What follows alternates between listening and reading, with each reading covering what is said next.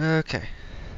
Hello, I am Yin, and today I'd like to just give, I don't know, I'll try to keep it brief, but a sort of overview or crash course type thing on nihilism, what it means, and the different branches involved. So, first off, of course,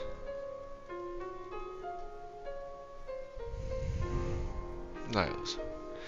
What is nihilism exactly? The belief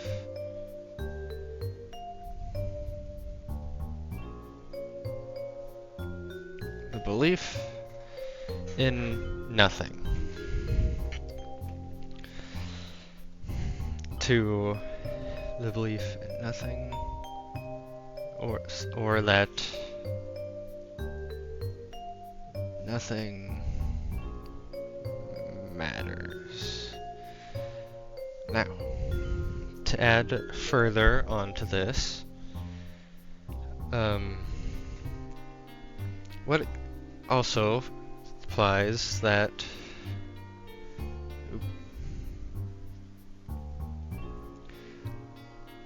whether or not gods or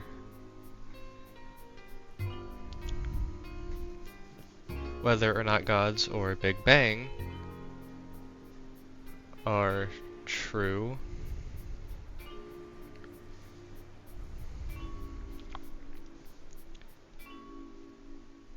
in the end, there is no satisfying answer.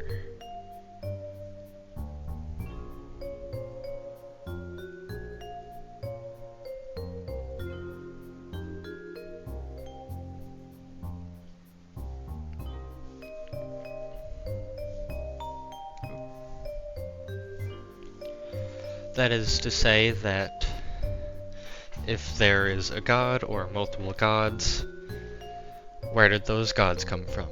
And it keeps going from there. Or if we talk about the Big Bang, which is the idea that essentially a bunch of mass and energy sort of came together, imploded, and then exploded in a way, but then where did that mass and energy come from in the first place? Basically, you think too much, you realize that in the end, the sort of objective truth is that the universe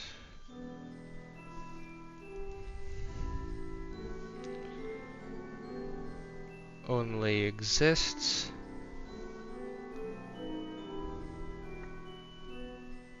because it does.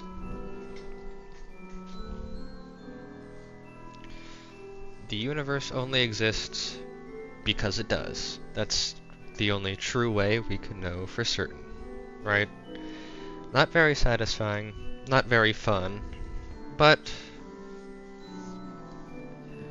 in a way it is what it is. Now, there are a few different ways people often go about this knowledge. Let's go back and forth between positive notes and negative notes. So, the first branch of thought would be optimistic. Optimistic nihilism. This essentially means that despite the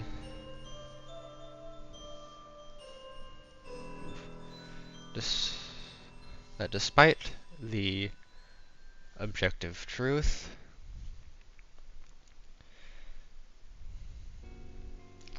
we should appreciate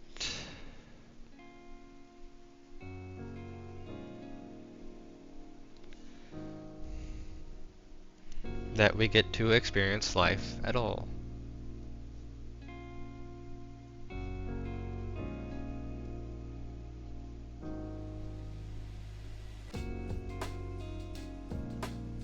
Excuse my handwriting, please. It's not very good.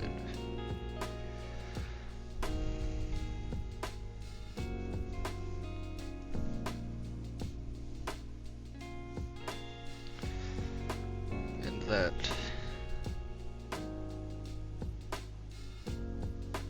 things will turn out alright in the end. Now, it's important to note that I'm mostly just doing a summary of all this. There is going to be more to all of these branches, I'm sure. But for now, let's just stick with this. So, that is optimistic. Let me just organize this a little better, then we'll get back to it. It's a good thing about working with a digital board.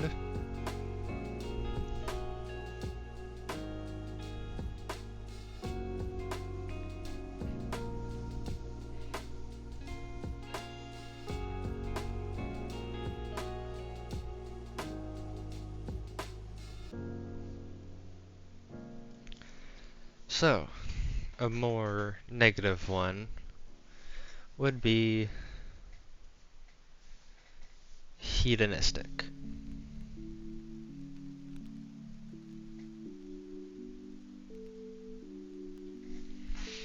Now, if you don't know what hedonism is, it not necessarily so much as a belief as it is, it's a mixture of lifestyle and a belief, but I guess all of these are. But I would constitute more as specifically a lifestyle. But hedonism is essentially only acting in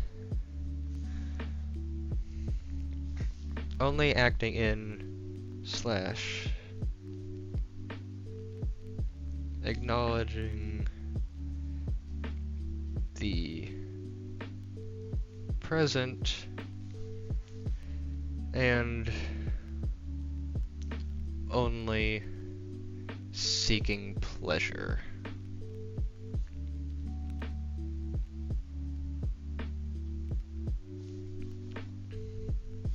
Hello, it's Ian again, but this time from the future-ish. So another important thing about hedonism that I think I forgot to mention was how it specifically focuses on the self and disregards all others in order to seek that pleasure as well, typically. Alright, that should be it. Goodbye. Again. Will come crashing down, especially when a more major roadblock comes into place. So it's a sort of escapism.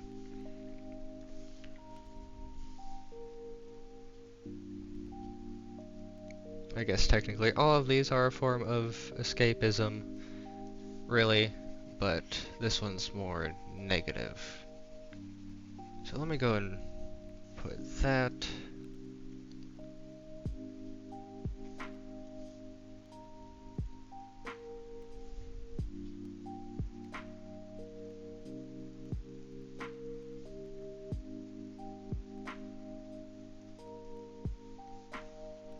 We'll just leave that. So we have the positive and negative thought branches. And let's just keep going back and forth between the two. So, one that I've already gone into a little bit on this channel earlier is what I call relativism. So, relativism is the idea that purpose is relative.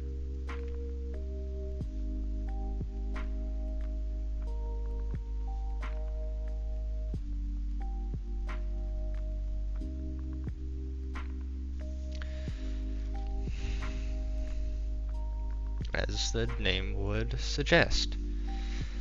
So to go into this further, this would mean that whatever impact a person has on their environment, or whatever impact a person mixed with the impact a person's environment has on them. This applies to creatures as well.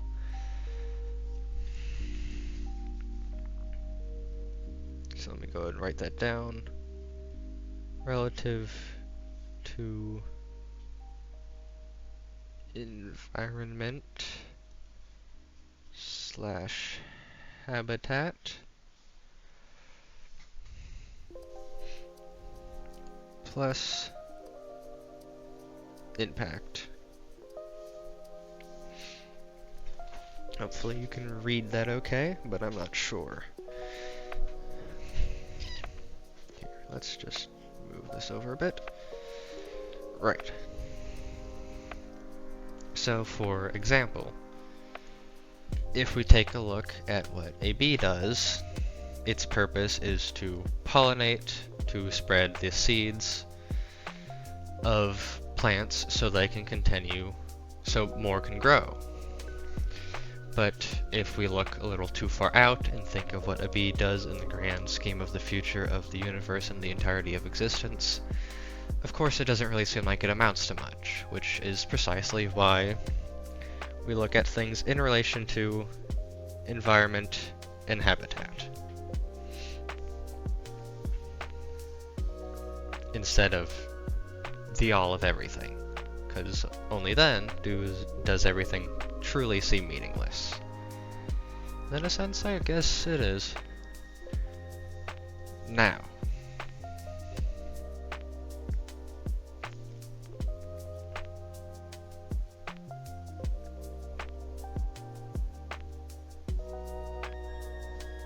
here we have pessimistic nihilism. And what this would mean is essentially the stark opposite or contrast to optimistic. Pessimism being the idea that everything that can go wrong will go wrong.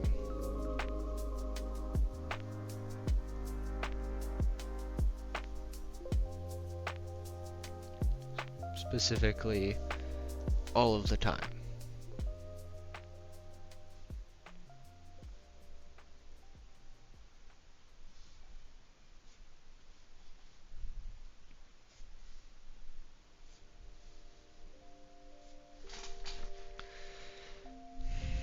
Now, this could also delve into just how the knowledge of meaninglessness could also immediately cause people to go to the hedonistic route, the belief that everyone else is so much worse.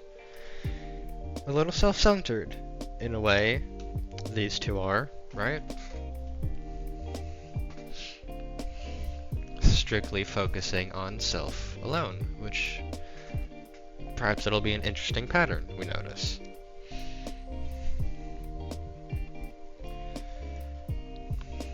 Right. So after this, we have one of my personal favorite branches outside of relativism, which is absurdism.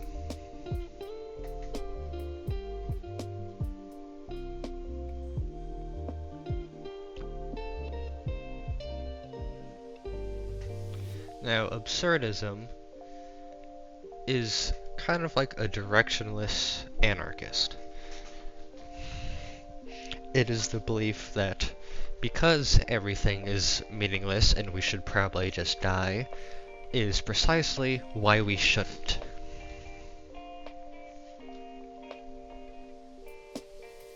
So let's go ahead and quickly write that down.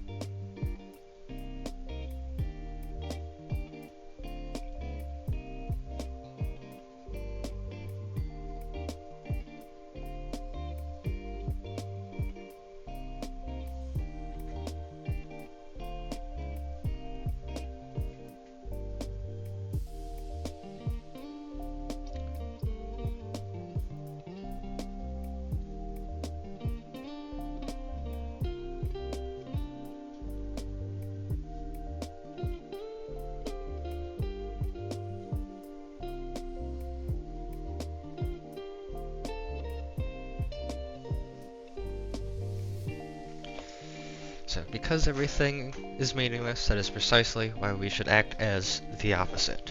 If the universe were to be an entity that had a goal, and its goal was to make us feel sad and depressed because nothing matters and existence big and futile in the long run, basically, rebelling against the universe, the idea that you are rebelling against the universe itself. So that's quite fun and chaotic, but perhaps that could be a little more of a neutral one, but I'll consider it more on the positive side right now. And then we have a fairly common one, I'd say, which is, but also fairly simple to explain, which is doomer, which is sort of just curling up into a ball and weeping because of knowledge.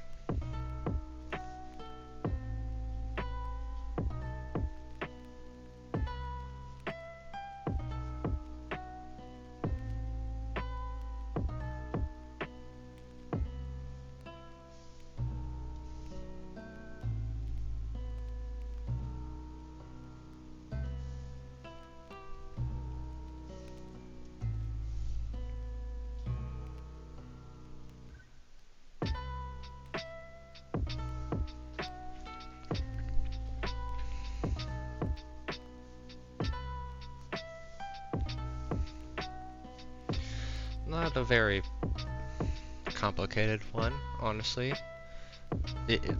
At least in terms of the simplification. Though when you simplify anything, it doesn't get super complex, but its simplification was the shortest out of any of them, is what I'm trying to get at. Right. Now we have, I would say they lean more on positive, definitely. But I would also kind of just sort of call them in-betweens.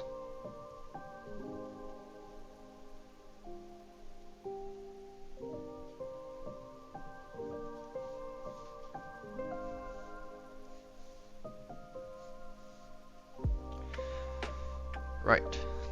So the first one would be Stoicism.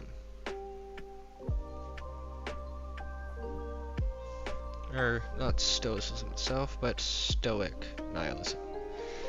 So I think I might have briefly gone over Stoicism before, but Stoicism, to try and summarize, focuses on putting forth energy strictly into what one has partial to entire control over, and essentially disregarding what one doesn't have control over.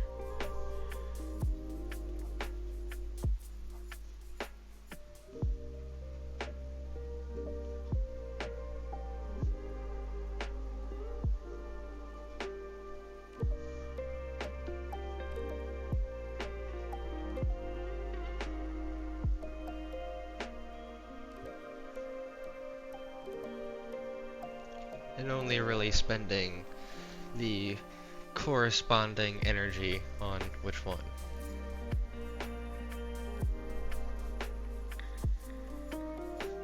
So if you only have partial control over something, don't bother putting all of your effort into it, but if you could make an impact or a sort of chain of events, then it's definitely worth trying. If there is something you have complete control over, such as, I guess there isn't too much, but depending on the level of control you have over something is precisely how much energy you should give towards that thing.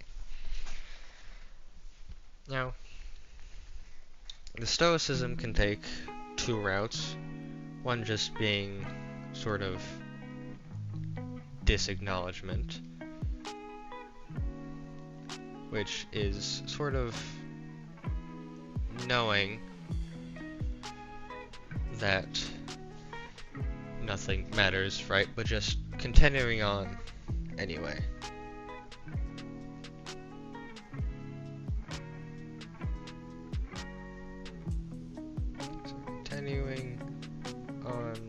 despite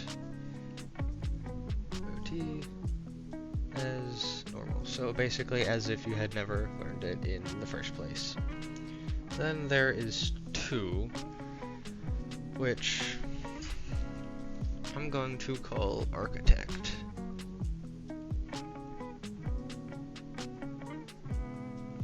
So architect would be similar despite the knowledge, paving the way for a better future regardless.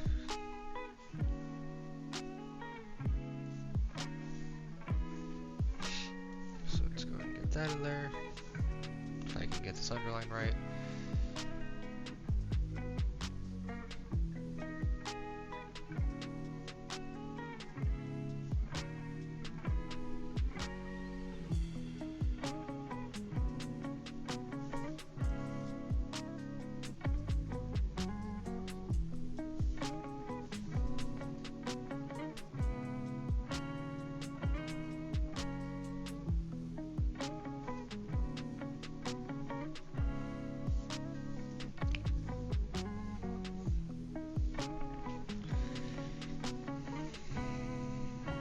Paving the way for a better future anyway.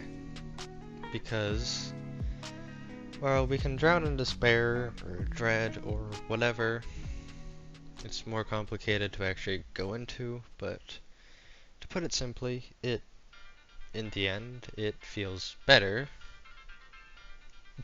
to feel better, right? And if we are going to have to live in this world, we might as well try to make it as enjoyable as we can, right? Hopefully, at least.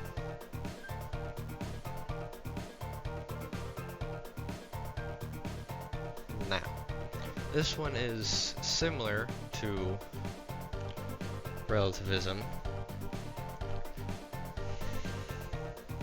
Now, I'm not sure the proper way to phrase it, but it ties into Taoism.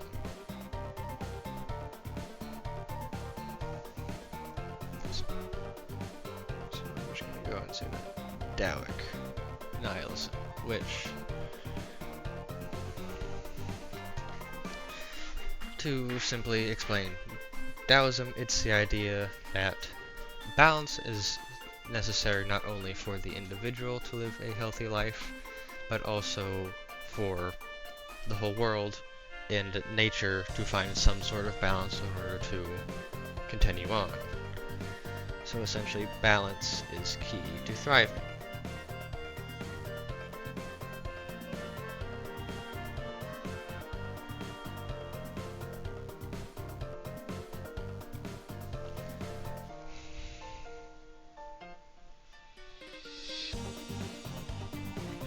And essentially, the way nature works, at least until humans came along and got too advanced, was that it balanced itself out in whatever way kept life going.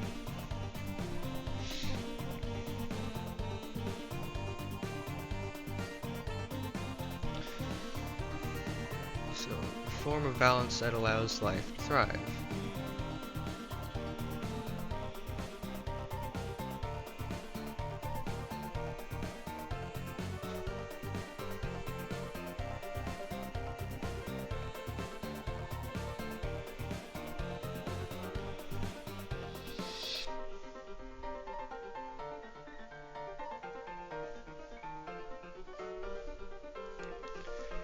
Now, another important part about Taoism is the ebb and flow of things. Change is inevitable, so of course to maintain balance over time, things must change and evolve. So that ties into evolution, essentially. Now, I'm sure there could be more ways of going about this, but I think here is a pretty good point to start. Go ahead and merge all these layers together. Alright.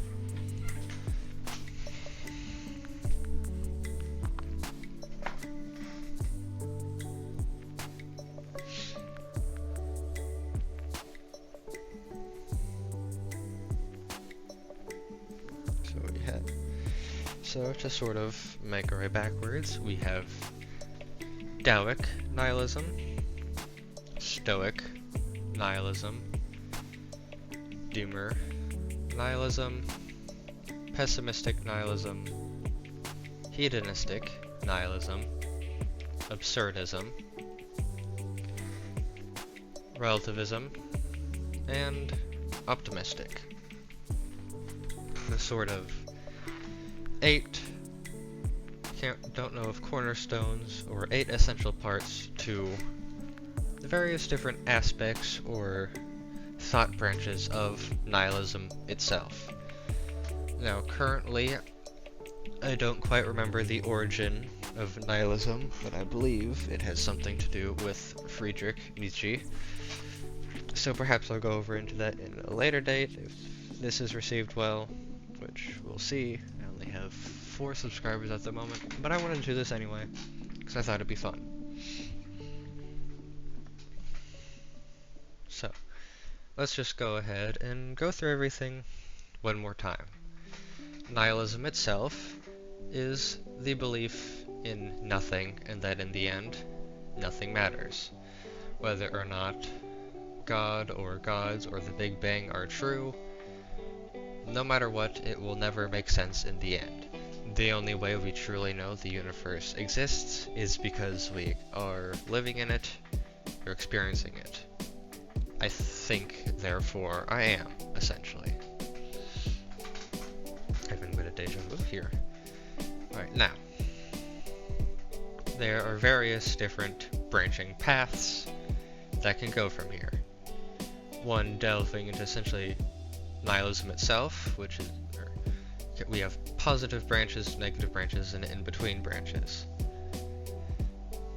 The one that ties closest to just nihilism itself would be doomer, just curling up into a ball, crying, and dying. Right? Just giving up. Let's just keep going into the other negatives right now.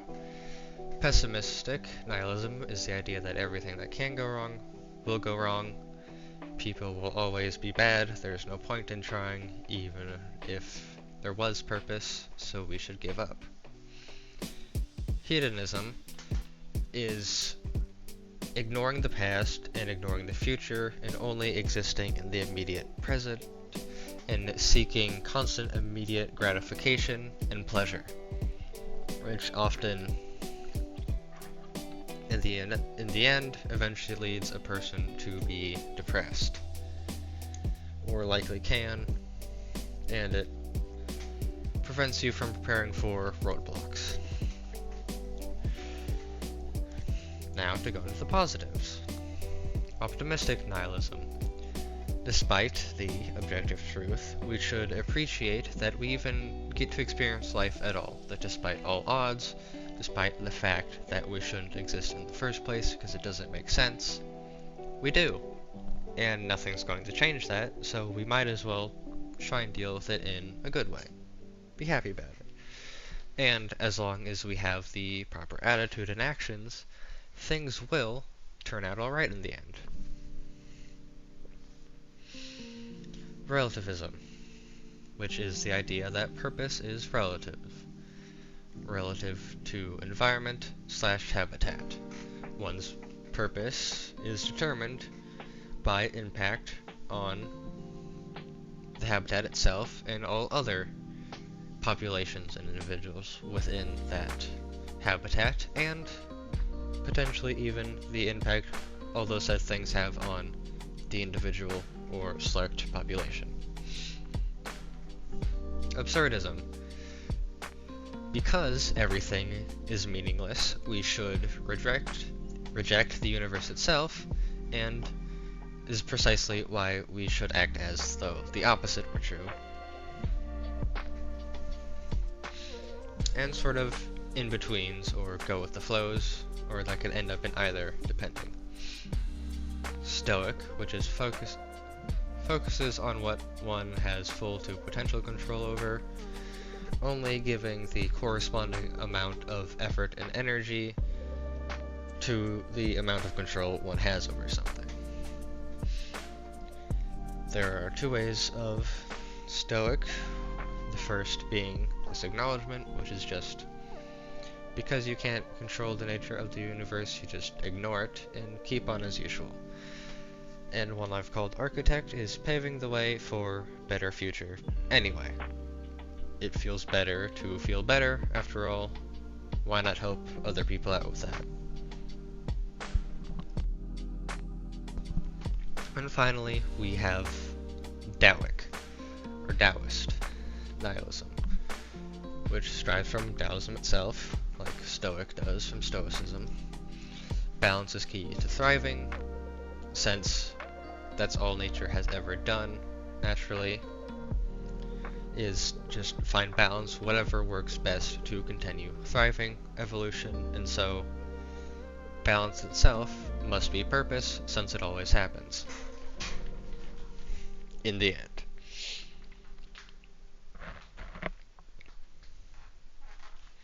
Now, I believe that is it for now. There's possibly more to this, but I kind of wanted to be fast about it, as this was called a crash course, and I think that's what crash course means. But anyway, hopefully you stuck around long enough, and if you did, thank you. Please let me know what you think in the comments below, what you think, or even what you think I should talk about in the future, or if it's game-wise, what you think I should play. But with this, what I should talk about in future, what you'd like to know more about, and I just look into it. So, thank you once again, thank you for watching, and that will be all. Goodbye, for now.